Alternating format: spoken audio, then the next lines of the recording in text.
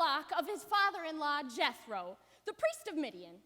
He led the flock beyond the wilderness and came to Horeb, the mountain of God.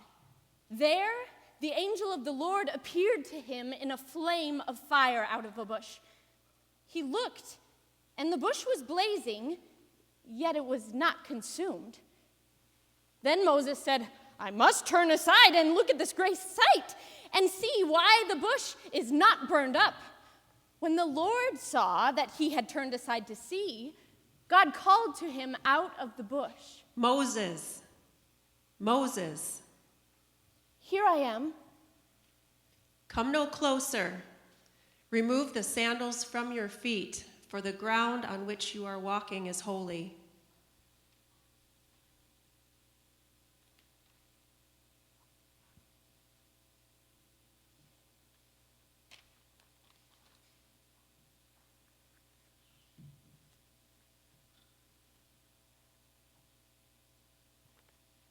He said further, "I am the God of your father, the God of Abraham, the God of Isaac, and the God of Jacob." and Moses hid his face, for he was afraid to look at God. Then the Lord said, "I have observed the misery of my people who are in Egypt. I have heard their cry on account of their taskmasters. Indeed, I know their sufferings, and I have come down to deliver them from the Egyptians and to bring them out of that land to a good and broad land, a land flowing with milk and honey, to the country of the Canaanites, the Hittites, the Amorites, the Perizzites, the Hivites, and the Jebusites. The cry of the Israelites has now come to me. I have also seen how the Egyptians oppressed them. So come, I will send you to Pharaoh to bring my people, the Israelites, out of Egypt." But Moses said to God, "Who am I that I should go to Pharaoh and bring the Israelites out of Egypt?" He said, "I will be with you, and this shall be the sign for you that it is I who sent you. When you have brought the people out of Egypt, you shall worship God on this mountain." But Moses said to God, "If I come to the Israelites and say to them, 'The God of your ancestors has sent me to you,' and they ask me, 'What is his name?' what should I say to them?" God said to Moses, "I am who I am." He said further, "Thus you shall say to the Israelites, 'I am has sent you.'" God also said to Moses, "Thus you shall say to the Israelites, 'I am has sent me to you.' The Lord, the God of your ancestors, the God of Abraham, the God of Isaac, and the God of Jacob, has sent me to you. This is my name forever, and this my title for all generations." the word of God for the people of God.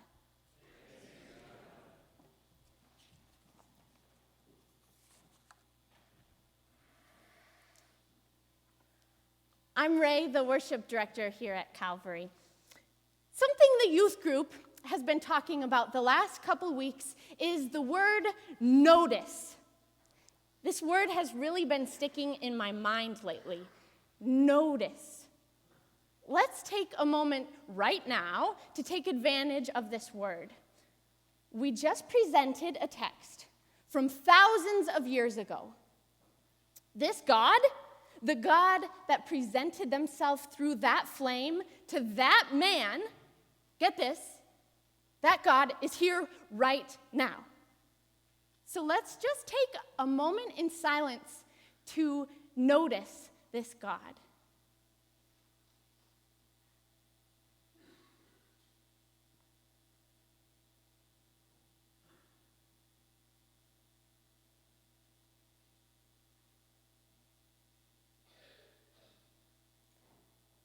I think the importance of noticing is that it's an invitation to participate. If we spend our time going through our tasks, going through the motions of life that we have created to make sense of our strange and beautiful existence without noticing what we're doing or where God is, how will we participate in that reality? Participation is a gift because existence is a gift in the first place. Let's go back to that text. God gives us a name. I am who I am. Some translate this as I am he who is. So God's nature, right there in God's nature, is to be. As created beings, our being is a gift. So God's nature is to exist. Ours isn't. God gave us our existence. So existence is a privilege. On top of that, I believe that all-powerful God hopes for us not only to exist, but to participate. God carves out space in existence for participation from us. In this story, that participation very obviously begins with the noticing. Let's count how many times in a couple of sentences there is a reference to seeing, or there's something to be seen or noticing, okay? All right, here we go. There the angel of the Lord appeared to him in a flame of fire out of a bush. He looked, and the bush was blazing, yet it was not consumed. Then Moses said, I must turn aside and look at this great sight and see why the bush is not burned up. When the Lord saw that he had turned aside to see, God called to him. That's a lot of times, huh? So first, God gives him something to notice. Then Moses notices, decides to participate through investigation. Then God noticed that Moses noticed, and only then is when God calls out. Seems like noticing is an important first step. Okay, if you can, tap your feet with me right now. That's a nice sound. All right, next, God calls Moses to participate in an embodied way. So our bodies are a part of who we are, like we just realized as we were tapping our feet. And if we are to experience God's holiness, our whole self will participate in this holiness. It's not just ethereal, it's earthy. Take off your shoes. Be connected with the ground that is made holy by God's presence. Connect with God through respect. So, taking off the shoes. Next, God connects God's self with Moses through his family, saying, I am the God of your father, the God of Abraham, the God of Isaac, the God of Jacob. If we experience God's holiness, it's through being a part of something bigger that others have experienced as well. So this is participation in the here and now, shown by the immediacy of shoes, contact, respect, then also in the bigger picture, family, through history. With these two things, Moses is confronted. Moses is confronted with noticing reality. And Moses hid his face, for he was afraid to look at God. I'm going to pull out part of our confession we had earlier this morning. 3 different times we'll join together and say it. So join me when it's bold. Go ahead and participate. The burning bush flickers beside us. The presence of God invites us. In the presence of the holy, forgive our lack of notice. So like I talked about earlier, we often get into life patterns where we go through the motions and we don't notice the holy. Even if we go through big things, hard things, we sometimes try to normalize them, not leaving any space for reflection. We do this even with church, what should be possibly the most mysterious part of our week. Now, don't get me wrong, I know it's hard to live in a constant state of mystery. And I'm not saying we should walk around all the time in a daze like, whoa, life is so meta all the time. But are there ways that we get so used to our patterns so much that we forget to notice and to participate? But wait, I know in our routines we still notice things. Here are some of the things I think it's common for me or someone else to notice in, say, a church service. This is what maybe my brain might be doing on any given day. It might sound like this. This song's really high. Oh, should I sing in a different octave? Oh, what if I do a harmony? Oh, wait, if I do that, then is the person next to me going to think I'm trying to show off? Actually, listen to that harmony the person sitting next to me is singing. I think they're trying to show off. Oh, we're sitting down again? We just stood up. Oh, somebody's talking. This would be a good time for me to check the bulletin quick. Oops, better look up at the screen for this reading. Man, everyone is reading so fast. I wish we could slow down so I could think about the words that I'm saying right now. Oh, silence. Time for silence.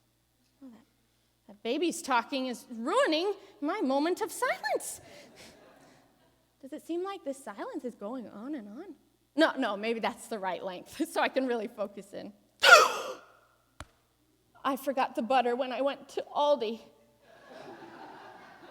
How am I supposed to make the cake if I'm not going back to Aldi? I hate that parking lot. It is crazy. Wait. Yeah, why don't they do... Okay. Anyway, you get the idea. I'm just saying, sometimes that unfortunately is exactly what my inner life looks like. Can anybody relate to that, maybe? Well, a little bit. Yeah. And it's hard. We get so used to these patterns.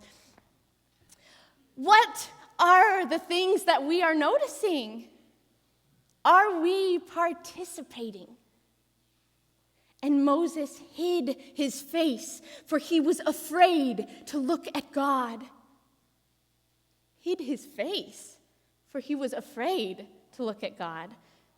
Do we have that kind of awe? Join me. The burning bush flickers beside us. The presence of God invites us. In the presence of the holy, forgive our lack of notice. We, or at least I, go through my life from my perspective all the time. I see things through the historical lens of my own experiences, my relationships, and my thoughts. When I'm always with myself, I can easily subconsciously assume that I am the center of the world. I must be the definition. Then, we are suddenly confronted with reality, God's name. I am who I am. God is defined by God's self. God is the one who is. All ising comes from God. If we are confronted with that reality, that mystery, it's frightening. There's a bigger picture. There's something more than my little piece of experience. God is more than just me. In many call narratives, we see this gift of fear given to the person who is then going to bring God's message. So to this, Moses responds, "Who am I that I should go to Pharaoh and bring the Israelites out of Egypt?" But God gives a freeing response. "I will be with you." Who am I? I will be with you. The answer is not Moses' special qualifications, not why Moses is better than any other people. Who am I? Your shortcomings do not matter because I will be with you. I will participate with you. But here's a special part of all this. Let's take a look at the bush, for example, and I'll try not to catch it on fire. That wouldn't be good.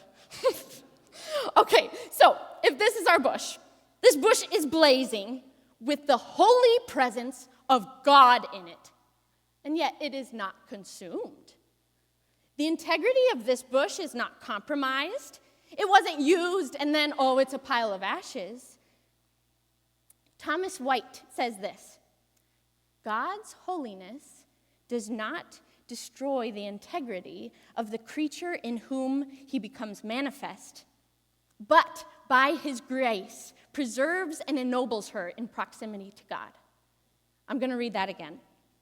God's holiness does not destroy the integrity of the creature in whom he becomes manifest, but by his grace preserves and ennobles her in proximity to God. This holiness of God that instills a holy fear does not cause just inactive submission, like, okay, but instead confidence and trust.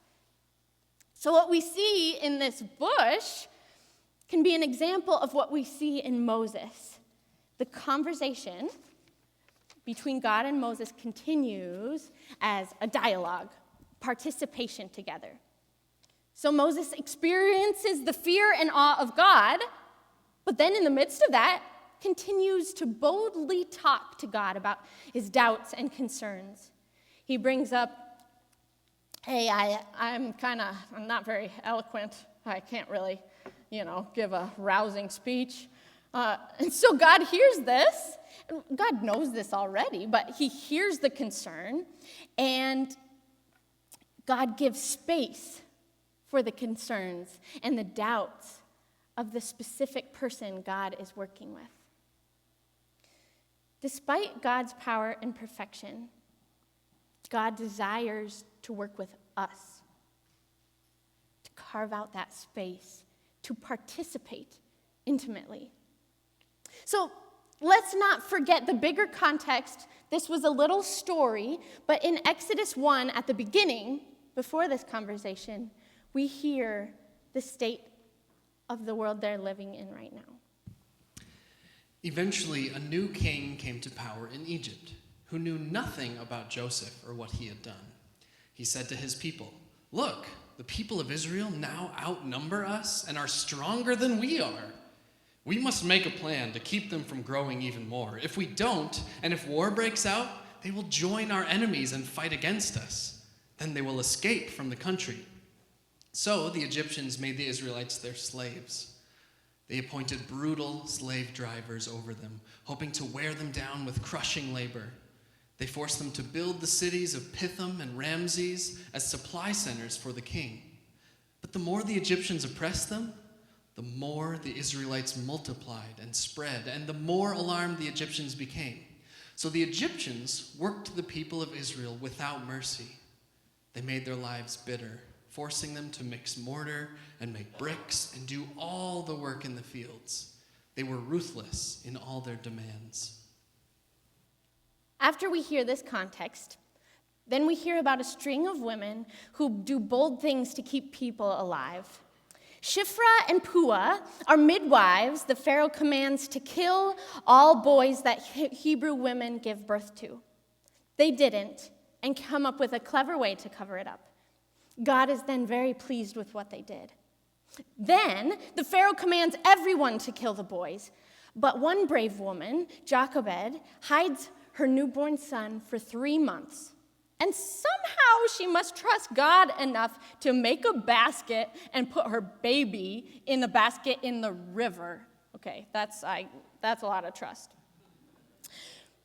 And then Pharaoh's daughter decides to take him in as a son, and then he continues to be the one that God calls at Horeb to deliver the people.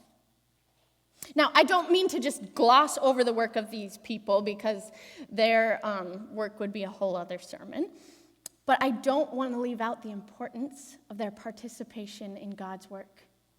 You see, God is going to liberate an oppressed people, but God will not liberate in a disconnected way, but through empowering the very people who are intimately connected to the oppression.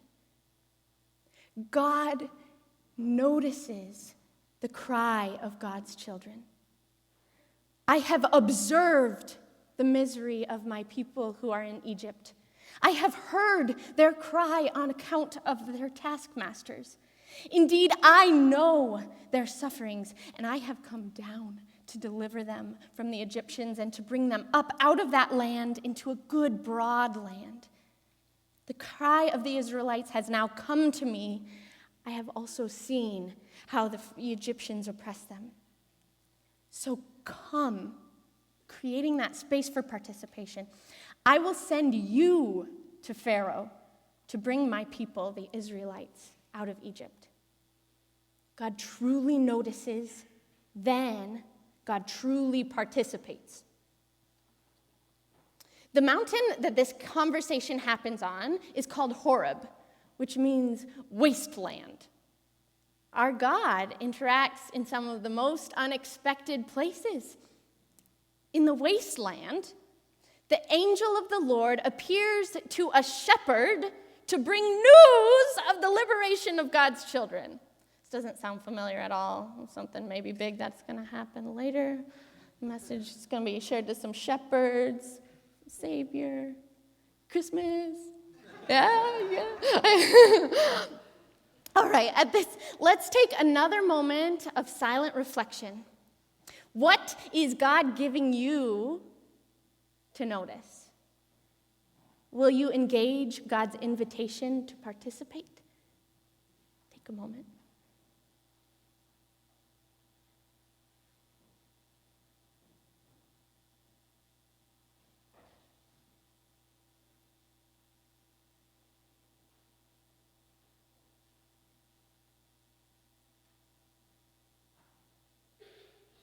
Who are you?